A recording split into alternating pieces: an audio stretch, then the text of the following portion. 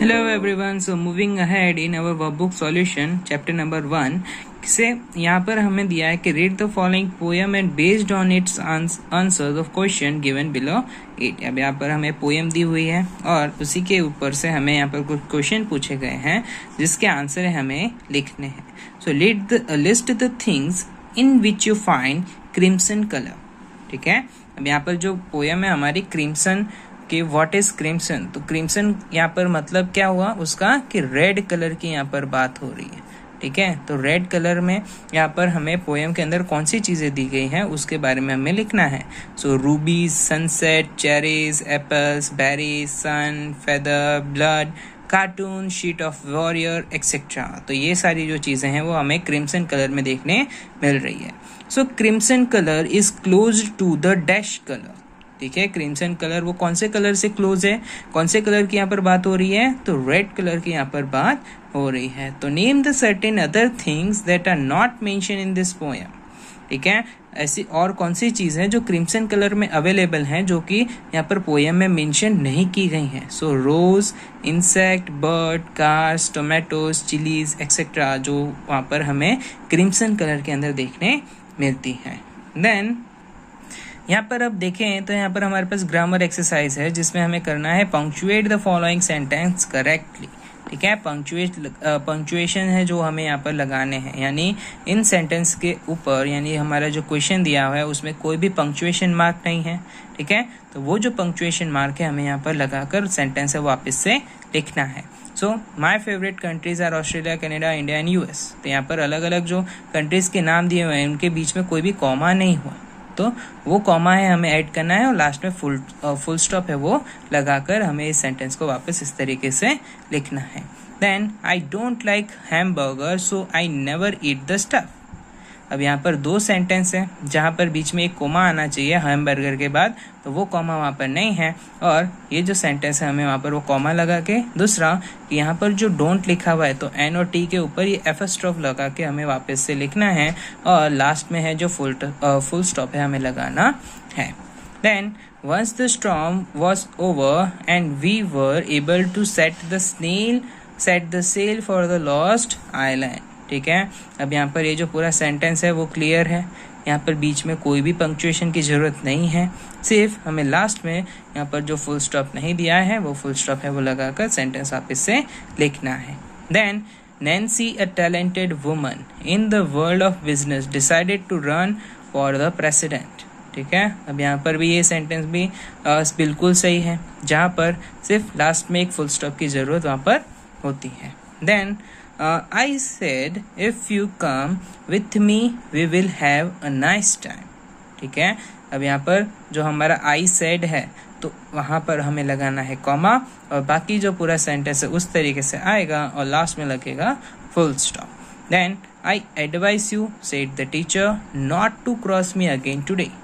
अब यहाँ पर ये जो सेंटेंस है जो जैसे कि ये said the teacher, तो ये जो शब्द है तीनों ये अलग से लिखने पड़ेंगे. बाकी जो दूसरे शब्द हैं वो जो टीचर है वो बोल रही है तो वो बोल रही है ऐसा बताने के लिए हमें इसे यहाँ पर डबल एफस्ट्रॉफ के अंदर रखना है, फिर यहाँ पर कॉमा लगाना है, फिर सेड द टीचर लिखना है, फिर कॉमा लगाकर डबल एफस्ट्रॉफ के अंदर बाकी का जो पूरा सेंटेंस है वो रखना है और लास्ट में फुल स्टॉप है उसको यूज करके सेंटेंस है वो फिनिश करना है. Then did you understand why I was upset.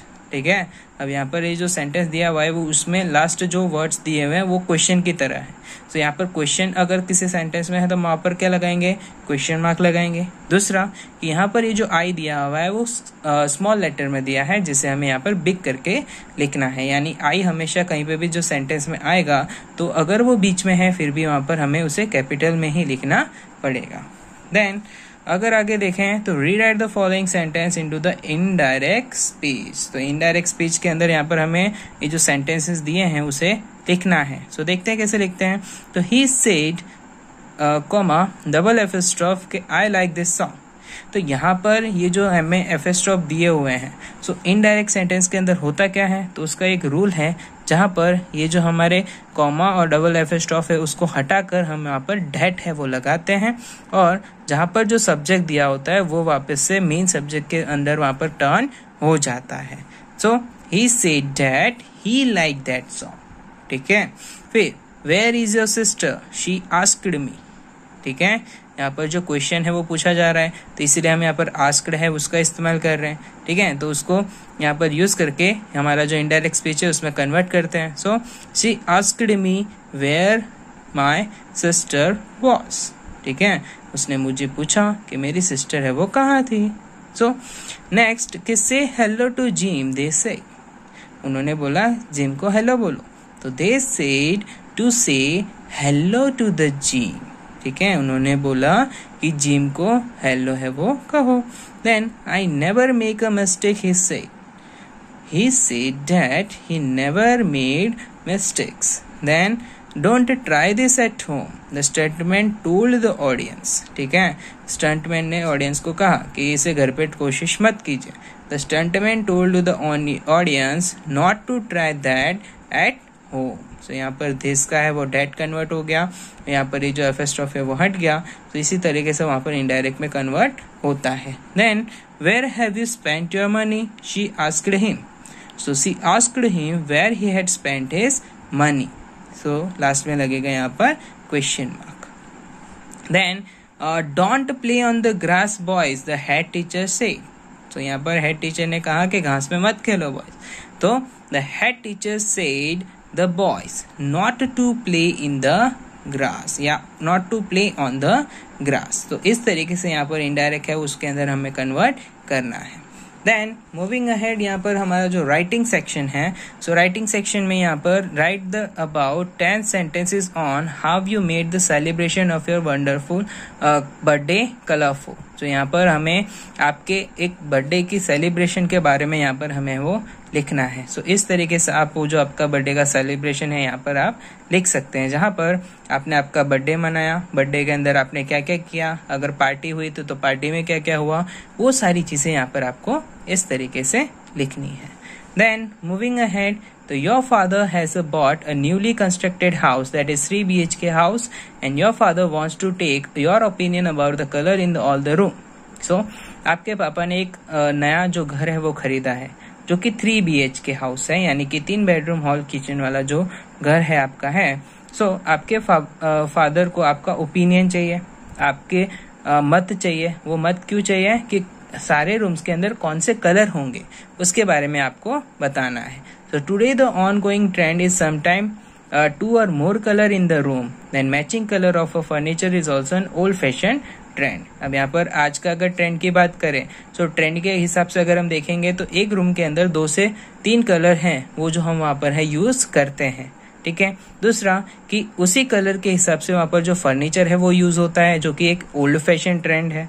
So now decide different color of wall and furniture of your new house and first of all make a list of color scheme you decide for your room walls and for your furniture. So यहाँ पर आपको क्या करना है कि आपके घर की दीवारें और फर्नीचर किस तरीके की होंगी, नए घर की जो वहाँ पर दीवारें हैं वो फर्नीचर किस तरीके का होगा. दूसरा कि अपने रूम के अंदर आप किस तरीके का कलर है वो करवाना चाहते हैं, किस तरीके की रूम की दीवार है वो उसे सजाना चाहते हैं, किस तरीके का फर्नीचर है वो रखना चाहते हैं, वो यहाँ पर आपको नीचे लिखना है इस तरीके से. जहाँ पर रूम्स की बात करें तो living room, kitchen, bedroom and my room. ठीक है, फिर वॉल के कलर्स की बात करें तो अलग अलग कलर की स्कीम्स आपको लिखनी है. देन उसके अंदर रखी जाने वाली फर्नीचर आइटम्स भी आपको यहाँ पर इस तरीके से लिख देनी है. सो यहाँ पर हमारा जो फर्स्ट चैप्टर का जो सॉल्यूशन है, वर्कबुक सॉल्यूशन है, वो खत्म होता है. सो मिलते हैं हमारे नेक्स्ट चैप्टर में हमारे नए चैप्टर की वर्कबुक सॉल्यूशन के साथ. सो तब तक के लिए थैंक यू.